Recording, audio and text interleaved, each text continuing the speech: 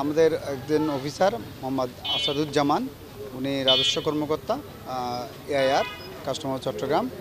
উনি এসেছিলেন আমাদের এখানে কাস্টমস গোয়েন্দা অফিসে সকালে, ওখান থেকে আমাদের অফিসের উদ্দেশ্যে রওনা দিয়েছিলেন।